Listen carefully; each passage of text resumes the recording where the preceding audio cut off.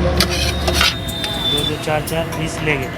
हम इसे चेक करके जब आपको बताएं। पिछले 2 महीने से ज़्यादा धुम्मस से मार पिटाई दहशत की वजह से 10-20 दुकान तो बंद है। हरियाणा में तो गाय का मांस अब नहीं खाने दिया जाएगा। वो जो गाय का मांस खाएगा उस पर अपराधी के जो नियम है उसके अनुसार उसकी कार्रवाई। कोई गाय कटती हो या कोई भी माहौल हो, हम प्रशासन के साथ देंगे और सख्त सजा दी जाए।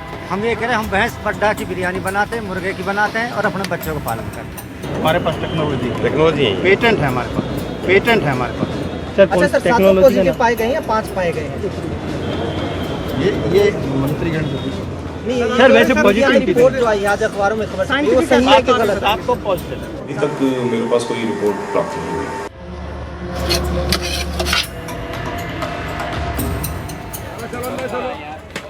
अंदर चलिए, हलीम बिरयानी खाइए और काम पे चलिए। वाह वाह वाह वाह वाह वाह, मसाले या मसाले और बोलो के प्लेट पीछे की मालूम करो। बिरयानी, हलीम बिरयानी, हरी वाली बिरयानी ताजा, लौंग इलायची वाला है, लौंग इलायची वाला बिरयानी। नमस्कार, मैं रवीश कुमार। हम आए हैं जामा मस्जिद के गेट नंबर 2 के इलाके में। आपको पता ही है कि बिरयानी आजकल अफवाहों में घिर गई है। उससे लेकर तरह तरह के संदेह किए जा रहे हैं, सैंपल बटोरे जा रहे हैं। अब कानून है तो सरकार लागू करेगी। वो कहती है इसमें कोई राजनीति नहीं है, लेकिन जो गरीब बिरयानी बेच रहा है, क्या उसे मालूम है कि ऐसा कोई कानून है और ख़ता करने पर क्या सज़ा है? उसे मालूम नहीं है। लेकिन इस बिरयानी के चलते अपराधीकरण, क्रिमिनलाइजेशन जिसको बोलते हैं, ऐसे अनजान बहुत सारे लोग सलाखों के पीछे भेजे जा सकते हैं। ये एक पहलू है। दूसरा पहलू ये है कि हमारी राजनीति का ये एक स्थायी व्यंजन होता जा रहा है। जब भी किसी की मुल्क परस्ती, देशभक्ति पर अगर आपको सवाल उठाने हों तो वो बिरयानी का जिक्र आ जाता है। किसी मेहमान की अगर ख़ास तरह से मेहमान नवाजी होती है तो ये भी आरोप लग जाता है कि उन्हें बिरयानी खिलाई जा रही है।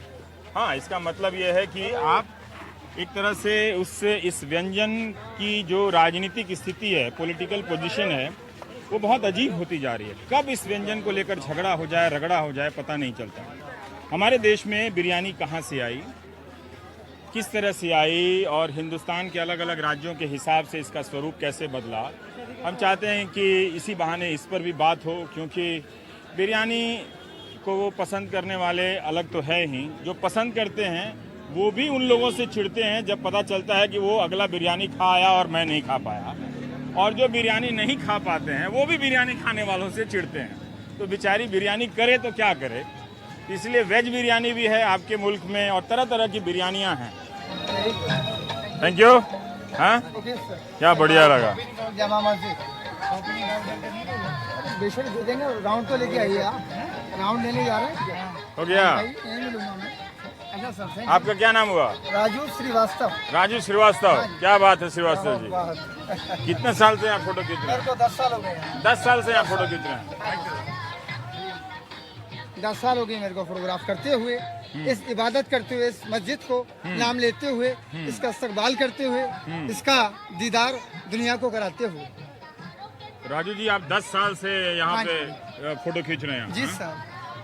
ओके राजू जी, आप तो, आपकी बात से तो बड़ा मजा आया सुन के। आपने हाँ, मेरी तस्वीर खींच ली है ना, बढ़िया वाली। यस हाँ? सर। असल में हम आए हैं यहाँ पे। हाँ, नो प्रॉब्लम कि सर। आजकल क्या हो गया है हाँ कि वो जी। बिरयानी से भी सैंपल लोग उठाने लगे। ओफो, ठीक है। ओफो?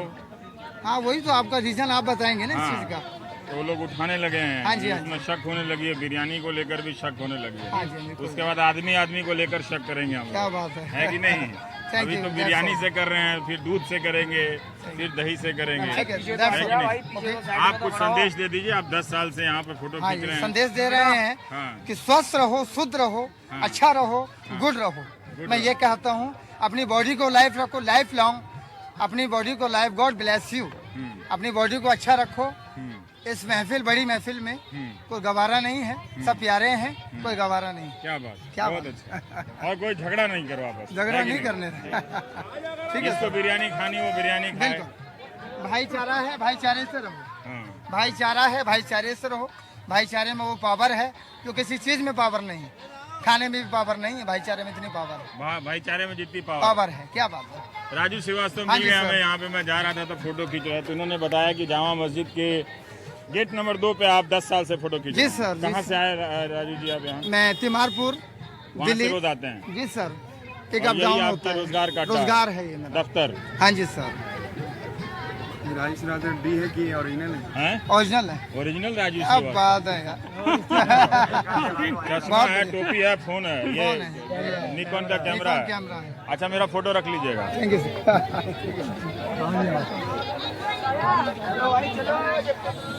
चिकन बिरयानी बनाओ। आज यार चिकन बिरयानी चिकन हाँ बड़ा भाई चिकन बिरयानी बैठो मेरे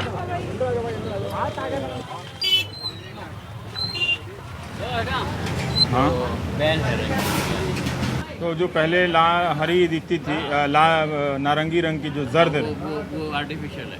वो आर्टिफिशियल है, तो आपके यहाँ अब बंद हो गया, तो इसीलिए आपकी बिरयानी सादी दिख रही है। ये और बिल्कुल ऑथेंटिक ओरिजिनल ये है, ताकि हाँ। उसमें रंग होता है तो उससे उसका रिएक्शन हो जाता है रंग। ओह अच्छा, तो ऑथेंटिक ओरिजिनल क्या? हम तो वही सोचते हैं कि वही जो जर्द बिरयानी है में तो वो वही ओरिजिनल। आर्टिफिशियल कलर है।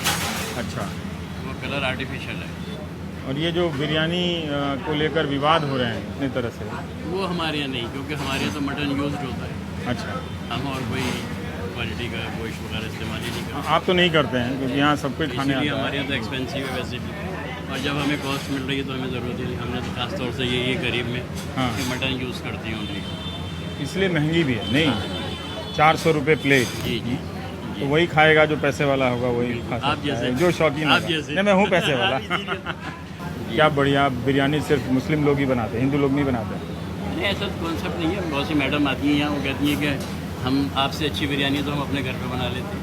ऐसे भी ऐसे वो हिंदू होती हैं, वो आगे कह के चली जाती जी, हैं। जी, जी। हालांकि इसकी जब भी पॉलिटिक्स होती है एक कम्युनिटी से जोड़ दिया जाता है, लेकिन खाने वाले तो सब हैं इसमें, खाने वाले है कि नहीं? ज़्यादा वही कंज्यूम वही कर रहे हैं आजकल। हाँ। मुस्लिम कम्युनिटी तो अब परचेजिंग पावर नहीं रही है इतनी, अच्छा, इसलिए एक्सपेंसिव है। जब तो ज़्यादातर हमारी 80% जितने भी गेस्ट हैं वो 80% नॉन मुस्लिम है। Non Muslim. और जो चूँकि महंगी है बिरयानी, मटन बिरयानी, तो वो आप कह रहे हैं हमारे यहाँ तो अगर मॉडर्न है तो उन्हें सुबह शाम रोज़ाना ही खाना है, हर वक्त खाना हाँ, है। अच्छा। लेकिन नॉन मुस्लिम है अगर, तो उन्हें तो हफ्ते में एक दफ़ा खाना है, तो ढंग से खाना है। खा सकते हैं। हाँ, तो मैंने ढंग से खाते हैं तो फिर वो अफोर्ड ही करते हैं। हफ्ते में एक दिन ही खाएंगे तो फिर और ठीक ये ठाक है। इम्पॉर्टेंट बात है कि 80% ग्राहक जो वो नॉन मुस्लिम नॉन है, मुस्लिम है यहाँ। और इससे एक इकोनॉमिक आर्थिक स्थिति का भी पता चलता है ना? ये होता है। चलिए, तो हम उस मकसद से जिसके लिए आए हैं वो अपना काम शुरू करते हैं। सुहेल हाशमी साहब हैं हमारे साथ। आप दिल्ली के इतिहासकार हैं और लोगों को दिल्ली की तमाम गलियों से, इमारतों से, मोहल्लों से वाकिफ़ कराते हैं। अगर आपको दिल्ली के बारे में जानना हो तो आप सुहेल हाशमी से आप संपर्क कर सकते हैं। मैं बिरयानी के बारे में बात करना चाहता हूं। अब चूंकि ये विवादित हो गई है, वो एक पहलू है, लेकिन फिर भी हमारी संस्कृति का कितना बड़ा हिस्सा है, कैसे ये बिरयानी हमारी संस्कृति में प्रवेश करती है, कैसे अलग अलग मजहबों और मजहब के भीतर अलग अलग तबकों में बिरयानी बढ़ते बनती चली जाती है, इसके बारे में आप बताएं तो। देखिए, असल में बिरयानी मेरा ख्याल है कि जिसे हम बिरयानी कहते हैं, हाँ, वो इसी दुनिया के इसी हिस्से में डेवलप हुई है। अच्छा, और अफगानिस्तान में एक चीज़ होती है जो बिरयान कहलाती है। अच्छा, तो और अभी तक भोपाल में आपको बिरयान मिलता है। अच्छा, तो और भोपाल अच्छा, में बिरयानी मिलती है, बिरयान मिलता है। हाँ, बिरयान मैस्कुलिन है।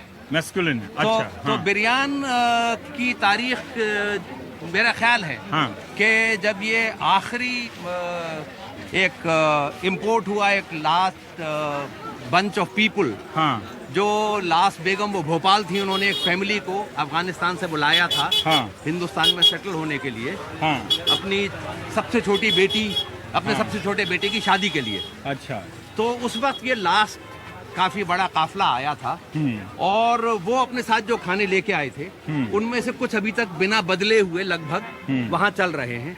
उनमें एक चीज बिरयान है।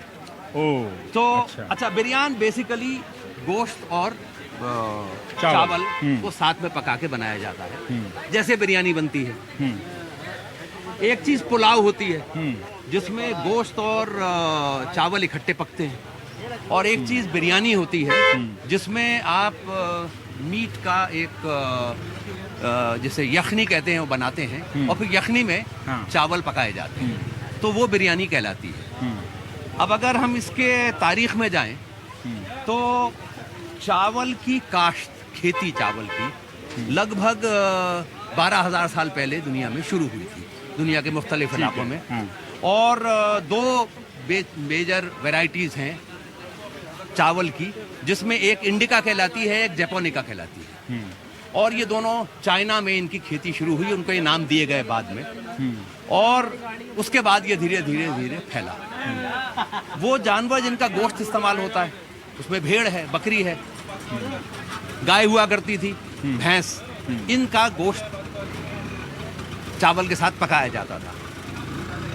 भेड़ और बकरी को लगभग 10,000 साल पहले, 11,000 साल पहले इंसानों ने पालना शुरू किया। ठीक है। गाय का पालना भी लगभग 10,000 साल पहले शुरू हुआ। भैंस का पालना लगभग 6,000 साल पहले शुरू हुआ।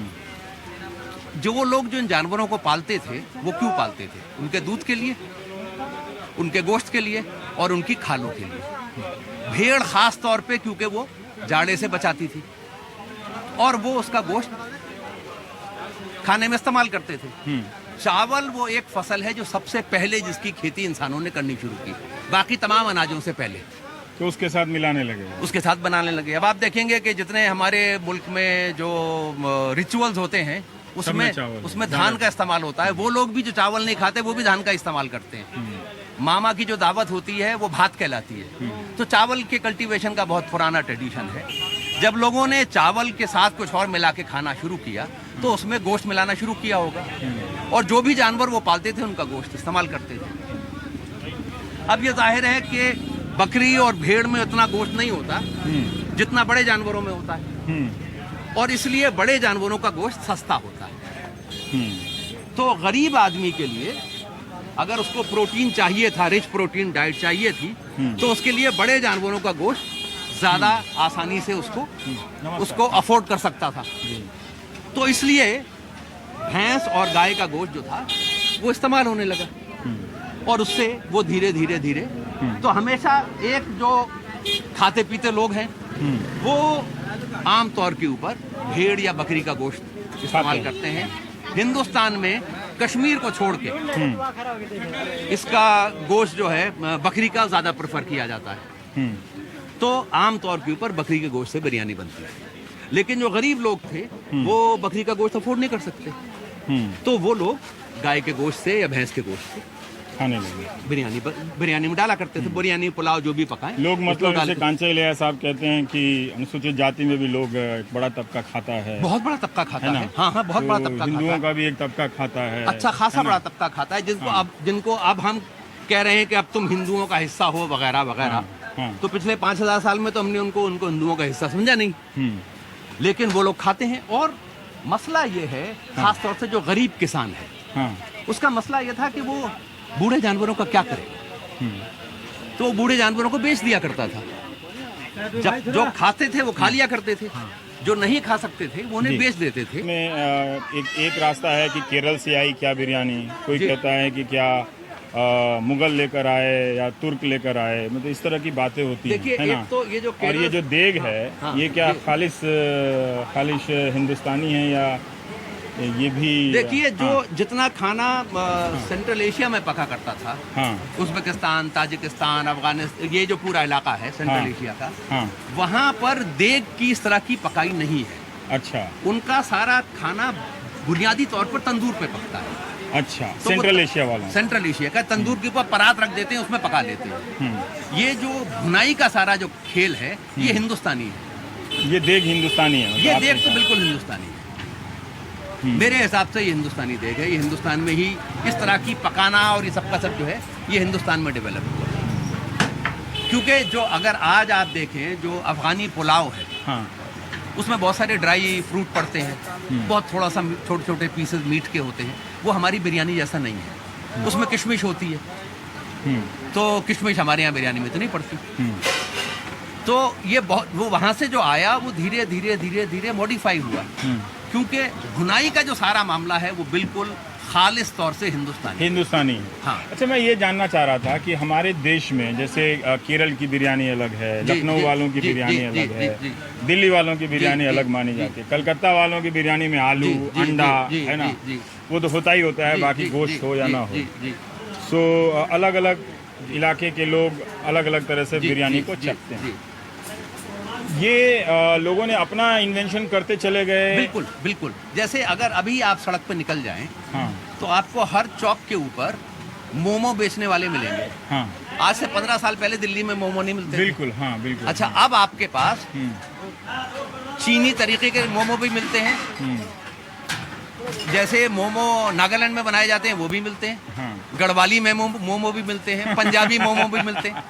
तो ये बिरयानी का भी यही हुआ है। बिरयानी जो है वो मेरे हिसाब से ये जो नॉर्थ इंडिया का इलाका है, हाँ, जहाँ पे सल्तनत थी और उसके बाद मुगलों का रूल आया, ये इस इलाके में डेवलप हुई है। अब जैसे जैसे अच्छा, आज से 100 साल पहले 50 साल पहले घर के बाहर खाने का कोई रिवाज था नहीं, लोग घरों में खाते थे। यहाँ जितनी दुकानें थी जामा मस्जिद के आसपास, यहाँ जो मुसाफिर आते थे और जो सौदागर आते थे उनके लिए दुकानें थी। मतलब मेरे अब्बू के वक्त तक घर से बाहर खाने पे पिटाई होती थी अगर आपने सड़क पे खा लिया तो। यहाँ पे सिर्फ जो बाहर के लोग थे वो खाया करते थे। अब धीरे धीरे बाहर खाने का रिवाज बढ़ रहा है, तो दुनिया भर की वैरायटीज बिरयानी की बन रही हैं। आजकल मैंने सुना है कि मुरादाबादी बिरयानी का दिल्ली में बहुत शोर है। तो लेकिन हमारे इलाके में तो एक पंडित जी हैं, वो बिरयानी बेचते हैं। हाँ बिल्कुल बेचते होंगे, क्योंकि कितने हमारे मुल्क के ब्राह्मण गोश्त खाते हैं, तो वो खाते हैं। और ये लखनऊ के सारे ब्राह्मण और कायस्थ और ये सब लोग खूब गोश्त खाते हैं, तो बिरयानी खाते हैं। दिल्ली में जो माथुरों का अपना एक व्यंजन है, तो क्या माथुरों ने अपने तरह की बिरयानी भी बनाई क्या? हाँ बिल्कुल बिल्कुल। हाँ। उनकी अच्छा, असल में का गोश्त जो है, मीट जो है, वो बड़ा अलग तरीके से माना जाता है। असल में होता यह है कि इन तमाम चीज़ों की कोई एक फिक्स्ड रेसिपी नहीं होती। बिल्कुल। जो बेसिक चीज़ है कि आपने गोश्त की यखनी बनाई, उस यखनी में फिर आप चावल पकाते हैं, गोश्त को अलग कर लेते हैं। जब चावल तकरीबन पक जाते हैं फिर आप लेयर्स करते हैं और दम देते हैं। अब उसमें आप क्या मसाले डालेंगे? हमारे एक दोस्त हैं भाई सलीम, वो सिर्फ लौंग और छोटी इलायची में बिरयानी पकाते हैं और कोई मसाला डालते ही नहीं, लौंग, छोटी इलायची और नमक। तो सब लोग अपने अपने रेसिपी बनाते हैं और हर घर की बिरयानी का मज़ा अलग होता है। तो कोई स्टैंडर्ड रेसिपी नहीं है। कोई जैसे मैं लखनऊ के अफसर साहब हैं जो नवाबी दौर से ही उनके खानदान के लोग बिरयानी बना रहे हैं। जी जी जी। और बड़े वीआईपी लोग, आमिर खान वगैरह, उनसे बनवाते हैं। तो मैं उनको फ़ोन किया आपसे मिलने से पहले, तो उन्होंने कहा कि भाई देखिए, लखनऊ की बिरयानी में थोड़ा नमक तेज़ है, क्योंकि हलक में जब तक नमक तेज़ ना लगे ना तो मज़ा नहीं आता। तो वो तो बाकायदा रेसिपी बताने लगे कि 600 ग्राम दूध डाल लेना। उन्हें लगा कि मैं बिरयानी की रेसिपी पूछ रहा हूँ। 1 किलो दूध डाल लेना और 600 ग्राम दही डाल लेना, 250 ग्राम प्रेशर है, वो लखनऊ की बिरयानी ना खाएं। उसमें के लिए। तो पर ये दिल्ली के इलाकाओं के हिसाब से भी बिरयानी में अंतर है क्या? जैसे जामिया वालों की बिरयानी अलग हो और जामा वालों की बिरयानी अलग हो, वो निजामुद्दीन वालों की अलग हो। एक दिल्ली के बहुत मशहूर राइटर थे, हाँ, कॉलमिस्ट थे, मुल्ला वाहिदी उनका नाम था। अच्छा। तो उन्होंने एक बार हमारे ताया से पूछा कि भाई तुम कहाँ के रहने वाले हो? तो उनका दिल्ली के। तो कहने लगे दिल्ली में कहाँ के? तो कहने लगे कश्मीरी गेट के। कहने लगे कश्मीरी गेट दिल्ली नहीं है। तो दिल्ली क्या है? उनका कूचा चेलान, बस कूचा चेलान दिल्ली है। तो अब दिल्ली जो इस दिल्ली के शाहजहानाबाद के रहने वाले हैं, वो ये मानते हैं कि निजामुद्दीन वालों को बिरयानी पकानी नहीं आती। अच्छा, ठीक है। अच्छा, यहाँ वालों की शेखी है कि निजामुद्दीन वालों को पकानी नहीं आती। उसकी कुछ एक लॉजिक भी है। हाँ। निजामुद्दीन की दरगाह के ऊपर बिरयानी तकसीम होती है। अच्छा, ठीक है। तो अब अगर आप हनुमान जी के मंदिर जाएं पूजा करने, वहां से आप मोतीचूर के लड्डू तो नहीं खरीदेंगे ना।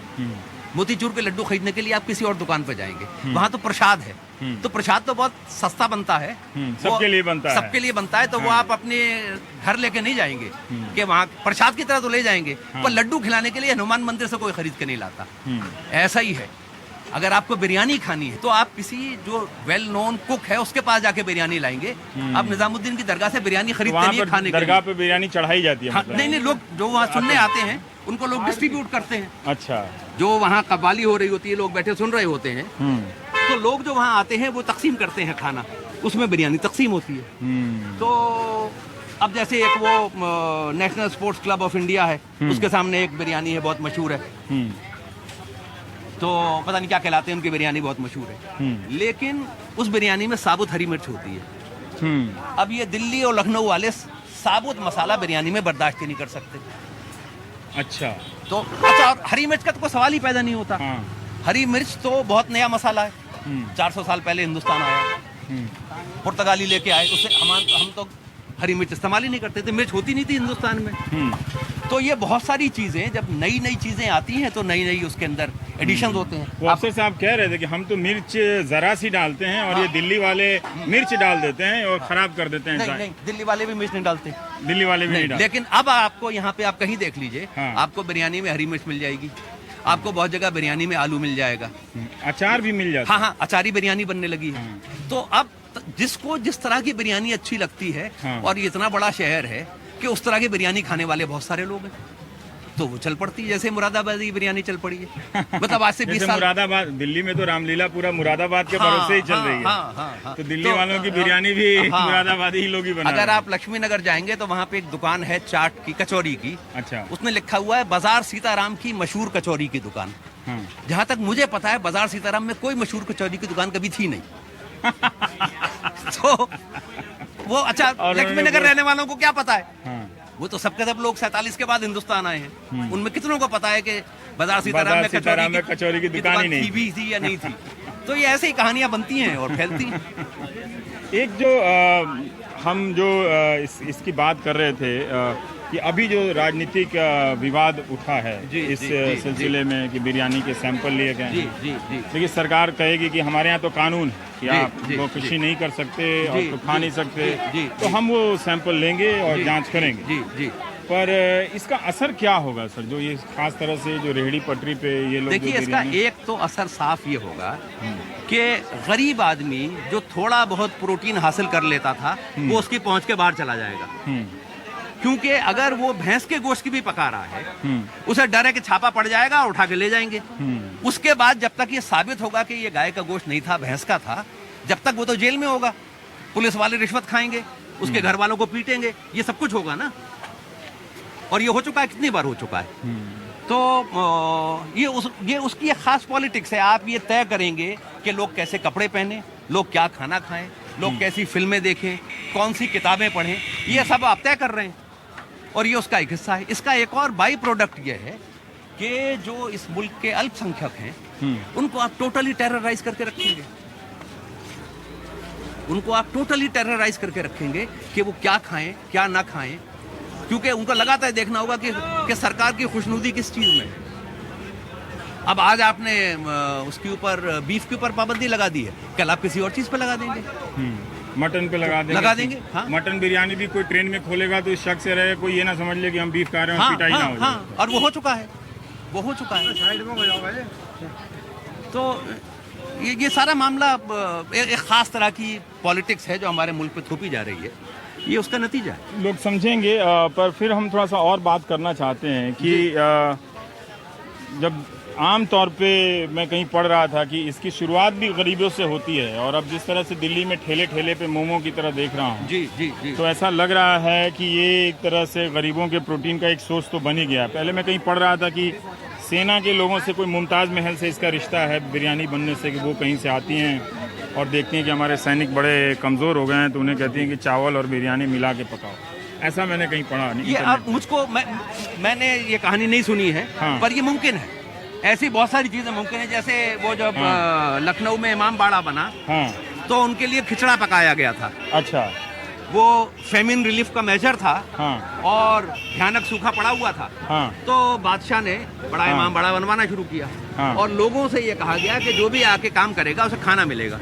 अच्छा, तो वहाँ पर मुख्तलिफ दालें और अनाज और थोड़ा सा गोश्त वो मिला के एक वो थिक दलिया किस्म की चीज पकाते थे, जो बहुत रिच होता था प्रोटीन्स में, कार्बोहाइड्रेट में। वो लोग खाया करते थे जब तक वो काम चलता रहा, जब तक हजारों लोगों को खाना मिलता रहा। तो ये मुमकिन है कि एक हल्के किस्म का चावल और जो सस्ता गोश्त है उसे मिला के आपने पकाना शुरू कर दिया हो और लोगों को दिया। अब मुझे पता नहीं कि ये नूरजहां का इन्वेंशन है कि नहीं है, लेकिन चावल और गोश्त को साथ मिला के पकाने का बहुत पुराना ट्रेडिशन है, बहुत पुराना सेंट्रल एशिया में। बिल्कुल। तो और अगर कोई बिरयानी ना भी बनाता हो तो वो कच्चे में वो दूसरे तरीके से वो बना भी लेता है। गरीबों के घर में देखा है कि वो चावल को चावल में मटन डाल दिया और वो पक पका के दिया निकल वो, गया और हाँ, उसके साथ वो जैसे हम लोग खा पुलाव रहे हैं। कहते हैं, हाँ, जिसको पुलाव हाँ, कहते हैं, वो वैसे भी पक जाता है। दोनों में एक फर्क हो जाता है और जी, स्वाद में भी फर्क हो जी, जाता जी, है। जी, जी। पर आमतौर पे ये इसे एक बीच का एक दौर में शाही समझा जाता रहा, मतलब कि एक शाही बिरयानी है। जैसे मैं किसी से पूछ रहा था कि बड़े बड़े होटलों में के सैंपल तो नहीं लिए जाते ना, जहाँ लोग खाने जाते हैं कि बिरयानी खाने चलते हैं, तो पंजाब वाले भी खाते हैं। हाँ, नहीं बंगाल- वहाँ कौन सैंपल लेने जाएगा? जो सैंपल लेने के ऑर्डर इशू करते हैं वो वहाँ खाना खाते हैं, तो वो वहाँ कौन सैंपल लेने जाएगा? छापे तो हमेशा अगर इस सड़क पे जो आदमी बैठा होता है उसी पड़ते हैं ना, तो वहाँ पड़ते हैं। और वहाँ पे जो लोग खा रहे हैं, जिनका उनका सारा जितनी भी ग़िज़ा उनको मिलती है, जितना भी न्यूट्रिशन मिलता है उनको इस खाने से मिलता है, उस पर आपने पाबंदी लगा दी है।